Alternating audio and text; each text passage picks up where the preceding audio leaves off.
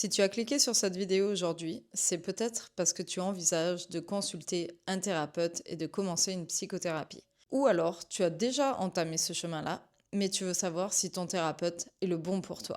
Aujourd'hui, je vais te partager 7 critères qui vont te permettre de reconnaître si ton thérapeute est le bon pour toi. Et reste jusqu'à la fin parce que je vais te partager les signes à reconnaître quand il faut fuir.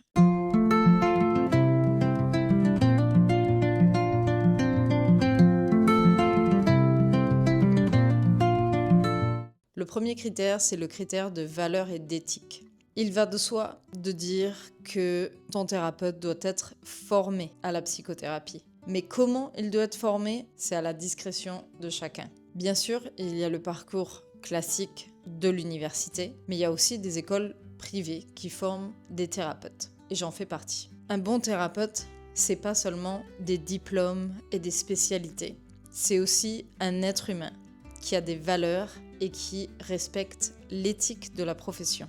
Quelqu'un qui respecte la confidentialité, qui ne te juge pas, il ne cherche pas à avoir du pouvoir sur toi.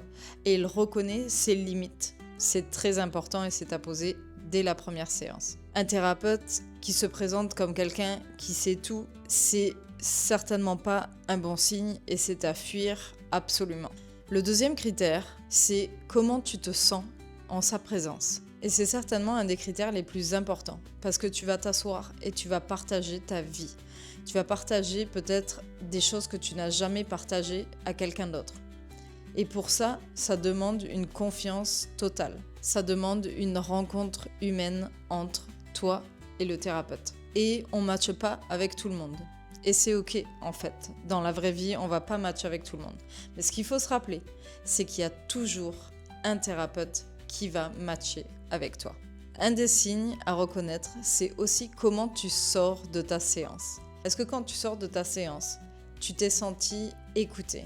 Est-ce que tu t'es senti respecté? Est-ce que tu t'es senti peut-être même plus légère qu'avant?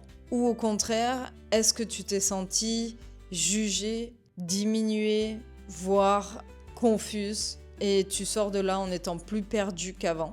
Tu peux sortir de séance en étant frustré, on en reparlera un petit peu plus tard dans la vidéo, mais tu devrais quand même recevoir un certain soulagement malgré tout. Ton corps et tes émotions ne te trahissent pas. Tu vas sentir si quelque chose ne va pas. Écoute les signes que t'envoie ton corps et tes émotions. Ces signes-là ne te trahiront jamais. Le critère numéro 3, c'est le cadre de ton thérapeute. Un bon thérapeute te donne toujours un cadre clair, et ça dès la première séance, quand vous allez vous rencontrer pour la première fois. Il ou elle va t'expliquer la durée de ta thérapie, les tarifs, la fréquence, son fonctionnement selon les méthodes du thérapeute. Si tout est flou, que tu es plus confus, que tu restes avec des questions sur cette première séance, ça va créer un sentiment d'insécurité en toi et ça va surtout biaiser le rapport de confiance que vous pouvez instaurer. Et à partir de là, ça va être très difficile d'avancer en profondeur puisque la confiance ne sera pas au rendez-vous. Le critère numéro 4, ce sont les attentes et les désillusions. Il y a beaucoup de personnes qui arrivent en thérapie avec l'idée que le thérapeute va leur donner la solution miracle. Mais tout bon thérapeute sait que c'est juste pas possible. On doit aider la personne à trouver elle-même ses solutions, ses ressources. Parce qu'elle les a à l'intérieur. Et personne n'a le droit de te dire comment tu dois diriger ta vie, en fait. Et aussi surtout, parce qu'un thérapeute n'est pas là pour te sauver d'une situation.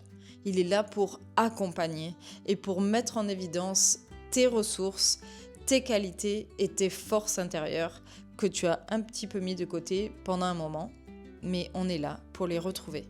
Donc oui, parfois ça peut prendre du temps et parfois ça amène de la frustration parce qu'on attend d'avoir des réponses un peu plus rapidement et ça vient pas aussi rapidement qu'on aimerait. Et crois-moi, tout thérapeute aimerait bien, comme je dis toujours, sortir une baguette magique du tiroir et résoudre tous les problèmes. Mais on n'est pas des magiciens, on est juste des accompagnants. Et parfois, pendant la psychothérapie, il y a des frustrations. Il faut savoir que les frustrations, c'est souvent une bonne chose. Ça veut dire qu'on a touché quelque chose qui va directement rebondir sur quelque chose qui s'est passé. C'est pour ça que je disais tout à l'heure, sortir de séances frustrées, c'est pas toujours un mauvais signe. Bon, bien sûr, si c'est à répétition et que c'est chaque séance, bon, c'est un peu difficile à vivre, je le conçois tout à fait, et c'est peut-être pas une bonne chose non plus. Par contre, une fois de temps en temps, quand on ressent une frustration, ah mais pourquoi elle m'a dit ça ? Ah mais pourquoi ce mot-là ? Et pourquoi cette question-là ? Ça, c'est absolument à discuter lors de ta prochaine séance avec ton thérapeute. C'est la clé pour ouvrir une porte sur un sujet peut-être que tu n'avais pas abordé jusque-là, ou pas de cette manière-là. Donc, la frustration, c'est pas toujours une mauvaise chose. Le 5e critère, c'est l'approche. Chacun est libre de choisir un thérapeute avec une approche qui lui correspond. Aujourd'hui, il y a tout un tas d'approches, en partant de la psychanalyse jusqu'au TCC, en passant par les thérapies holistiques, humanistes et j'en passe. C'est pas forcément la méthode qui va être le plus important, mais la manière dont tu réagis à cette méthode. Si ça te correspond, ça va être assez fluide, tu vas être dans l'acceptation. Si tu résonnes pas avec cette méthode-là, ça va clasher à un moment parce que tu vas avoir une résistance à la méthode. Et en fait, c'est propre à chacun. Par exemple, dans le cadre d'une psychanalyse, on imagine toujours le divan avec le thérapeute derrière qui ne dit pas un mot, qui est silencieux, et c'est toi qui dois faire tout le travail. Et ben, pour certaines personnes, c'est juste pas possible, et pour d'autres, elles préfèrent parce qu'elles ne voient pas directement le thérapeute. Donc voilà, il y a différentes approches et il y en a toujours une qui va te correspondre. Le 6e critère, c'est comment ton thérapeute accueille tes réflexions. Et ça, c'est un point très important.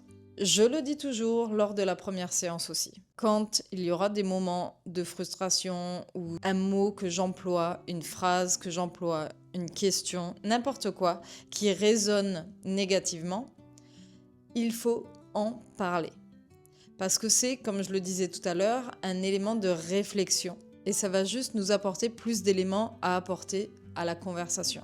Et donc un travail introspectif un peu plus profond. On sait qu'il n'y a rien de personnel dans les réflexions que tu peux apporter en thérapie. On est humain, mais on est là pour apporter un espace pour que tu puisses libérer ta parole. On n'est pas là pour prendre l'espace que toi tu prends déjà dans la pièce. Donc la neutralité est extrêmement importante. Et puis aussi parce qu'un thérapeute, il t'écoute. Il est là pour toi. Et il écoute aussi quand tu as des doutes. Des fois, il y a simplement des choses que tu vas peut-être pas comprendre dans le cadre de la thérapie. Et il est super important de les amener lors de la prochaine séance. Comme ça, on peut en discuter. Et ton thérapeute doit accueillir tes réflexions avec curiosité et bienveillance. Il ne doit en aucun cas se sentir visé, essayer de se défendre. Se défendre personnellement, ça ne devrait pas arriver. Puisque, à la limite, il peut avoir des explications sur sa manière de faire, mais en aucun cas, ça devrait toucher son ego. Ce qui est sûr, c'est qu'un thérapeute qui rejette systématiquement tes réflexions ou qui te culpabilise, il n'est pas en train de t'accompagner, mais il est en train de prendre du pouvoir sur toi. Et ça, c'est dangereux et c'est à fuir immédiatement. Et en 7e critère, les signes d'alerte. Voilà quelques red flags qui devraient immédiatement t'alerter. Il te juge ou il moque ce que tu dis. Il te fait sentir coupable de tes émotions. Il refuse systématiquement la critique et te culpabilise si tu doutes. Son cadre est flou. Il annule les rendez-vous au dernier moment sans prévenir. Il sort de son rôle en faisant des réflexions personnelles. Moi, je ferais comme ça, ou ah, est-ce que ça, c'est pas mieux ? En fait, on sait pas mieux que toi. C'est ta vie. Nous, une fois que tu sors de la pièce, on n'est plus avec toi. Donc, comment on peut se permettre de donner des conseils personnels alors qu'il n'y a que toi qui es maître de ta vie ? Et je sais, je me répète, mais c'est très très important. En ce moment, je vois beaucoup de personnes, que ce soit des thérapeutes ou des coachs, qui s'improvisent thérapeutes et qui n'ont pas de formation spécifique d'accompagnement. Et ça, ou même peut-être qu'elles l'ont, mais qu'elles n'ont pas la fibre. On est tous humains, il y en a qui sont faits pour ça et il y en a d'autres peut-être pas. Néanmoins, si quelqu'un te dit comment vivre ta vie, quel choix adopter, qui fait des réflexions personnelles, c'est un no-go. No. Et ça, c'est aussi lié au prochain point que je vais te partager, qui est la dépendance. Quelqu'un qui essaie de créer une dépendance, c'est à fuir. Des thérapeutes qui arrivent avec des solutions toutes faites peuvent créer une dépendance. Parce que du coup, c'est pas toi qui réfléchis par toi-même, on t'apporte une réponse, tu l'essayes dans la vraie vie, et si ça marche, tu vas te dire « Ah, peut-être que je vais essayer avec ça, et qu'est-ce qu'elle pense de ci, et qu'est-ce qu'elle pense de ça ?» Et en fait, c'est qui pense ? Est-ce que c'est toi ? Est-ce que c'est toi qui as la main mise sur ta thérapie, ou est-ce que tu as donné ce pouvoir-là à quelqu'un d'autre ? Et là, ça crée de la dépendance. Un thérapeute, celui qui te veut du bien, c'est quelqu'un qui te pousse à justement à ne pas être dans cette dépendance-là.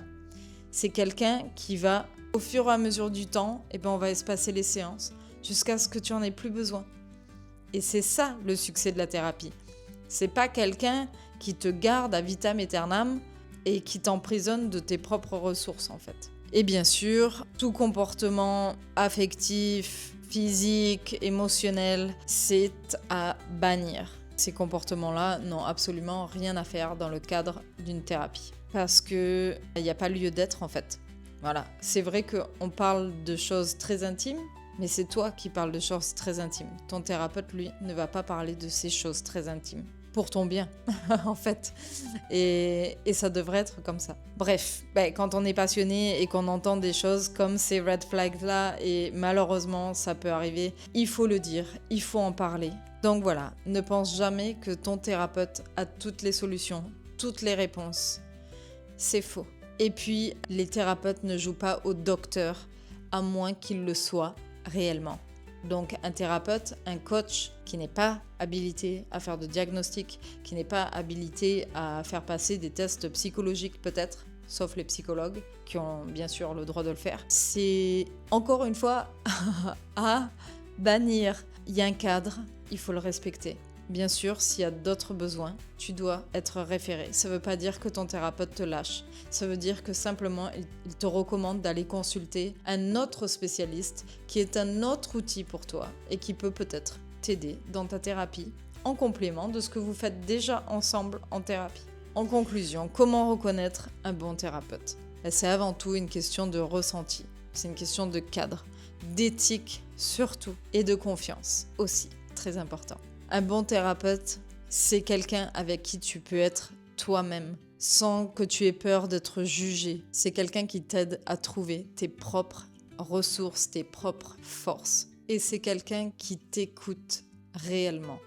Et toi, est-ce que tu as déjà eu une bonne ou une mauvaise expérience avec un thérapeute ? Si tu as toi-même une expérience positive ou négative avec un thérapeute à partager, je te prie de le faire dans l'espace commentaire. Ça peut vraiment aider quelqu'un, dans un cas négatif, à reconnaître les signes et à pouvoir partir. Et dans le cas d'une thérapie qui s'est bien passée, parce que ça aussi, c'est important de le dire. Il faut le dire, il faut le partager. Chaque petite bonne action, chaque petit bon message, ça va aussi peut-être encourager une personne à sauter le pas et à finalement prendre soin d'elle et à être écoutée et pouvoir revivre de la manière dont elle le veut.